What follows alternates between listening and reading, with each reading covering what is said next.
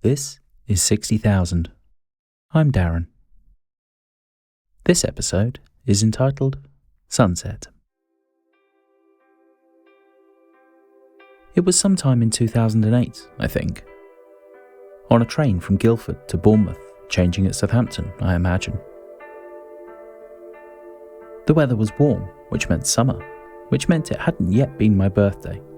So I was 27. 27 years of being able to enjoy sunsets as nothing more than a nice thing that happened at the end of a day. That's not a bad run, if I'm honest.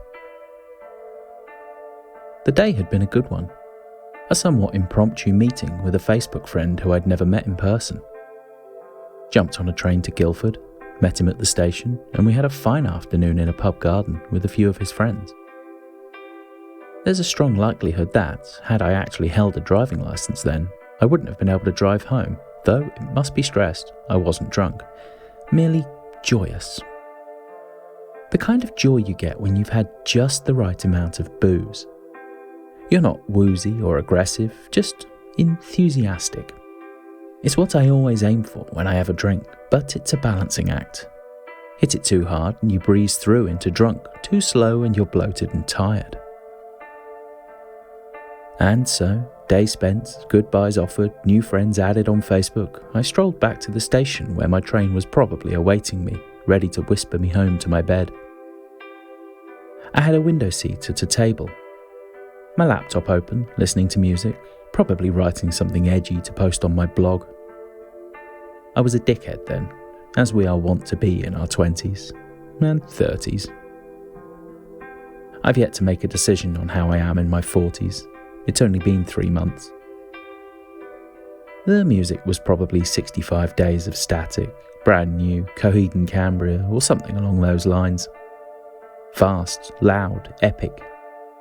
Music to make you shiver at volume enough to resonate with your mind. I was happy. Well, as happy as I could have been at that time in my life, full of insecurities, undiagnoses, thoughts of failure and such. The train rumbled along. The sun began to dip below the horizon. My eyes perceived the world's colour palette in a new way. Greens became orange, while the contrast of the day went up and the brightness came down. The sky erupted in a spectacular display of purples, reds and yellows and oranges. I was transfixed. Staring at that sunset brought two stunning realities to me. The first, that I could never adequately describe a sunset. I would never be able to find words enough to truly describe what I saw to a blind person. However I spoke would be lacking, would belie the majesty of the eruption of colours across the horizon. There simply isn't the language. As a species, we've been able to talk to each other with complex words for a good 300,000 years, yet in all that time we've never formulated the ability to truly impart what we see in the sky at the drawing in of the day. Isn't that an extraordinary thought? The trouble, of course, is that what you experience isn't just the colours. There's the rush of chemicals in your body, the visceral reaction to the display that nature is putting on for you. Though each of us know exactly how you feel at that moment, not one of us can describe it in such a way that conveys what it is you actually felt. Even if we could talk of the experience in such a way, it would become sterile. Well, I saw those colours and my brain produced serotonin, which filtered through my system and caused me to feel blissfully happy. That isn't enough, but it's all we have. The second realization was that everything changes all the time. Nothing is the same from moment to moment, from day to day. Experiences are fleeting, lasting only a nanosecond before becoming the next experience. That sunset would last for 10 or 20 minutes and then be gone forever. That incredible display of lights and shadows, of feelings inside me that put me at once both part of this enormous universe, the momentary culmination of evolution currently at a moment in time when my body's chemicals and the universes had coalesced into me feeling that absolute bliss. but also absolutely removed from it, experiencing the refraction of light across the horizon as an individual, completely unable to recount it adequately, even if under the pain of death some half an hour later. That sunset, the absolutely purely distilled show of beauty, the essence of which has escaped painters for time immemorial, would be gone, never to return in that form. It was that thought that broke me on that warm summer evening on a Southwest train service from Guildford to Bournemouth.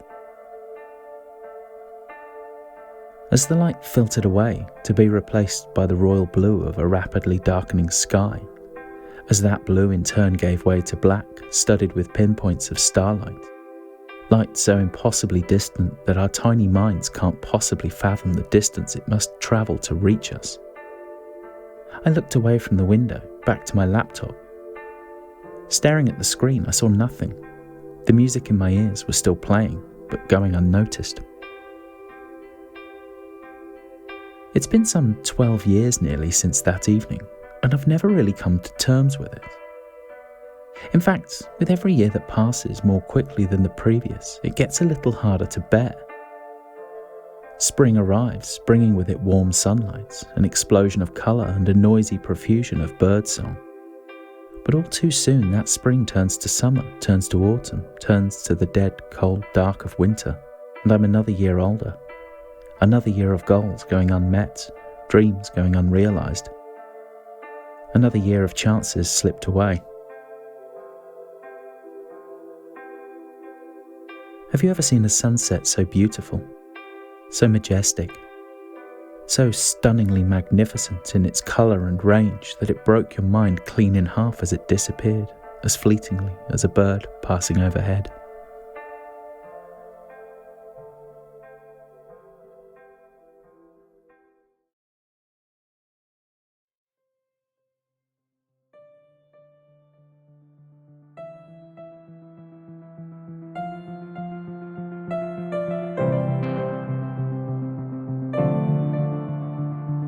Thank you for listening to this episode of 60,000.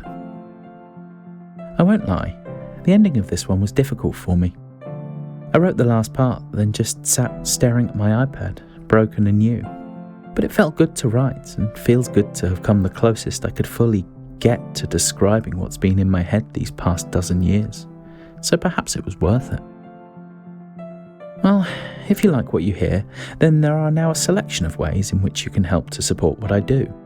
First and foremost, a review wherever you find 60,000 is always very much appreciated. While I don't suspect it'll ever help me rise up the podcast charts when my competition, as it were, have significant promotional budgets, it does help to galvanise those who might stumble upon my listings in places like Podcatcher or Goodpods. Secondly, I now have a Patreon, or OnlyFans for people who keep their clothes on. There are 3 tiers: £1 a month, which will get you an enormous thank you at this part of the episode following your subscription.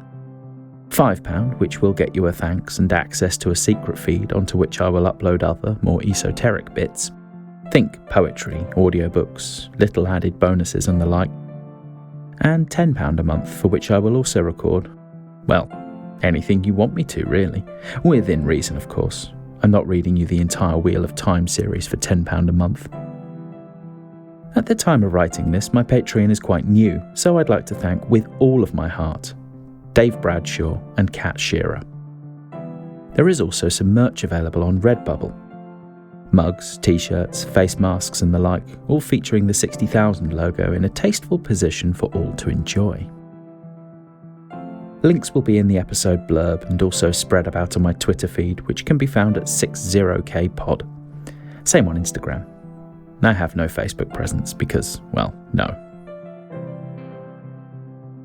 Well, that's about it for me for this episode.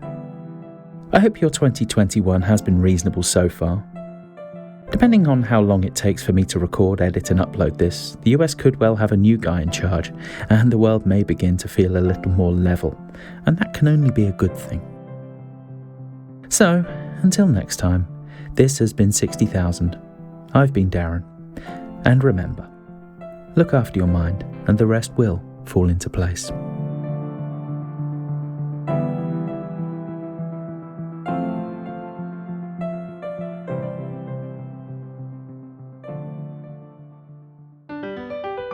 The bear.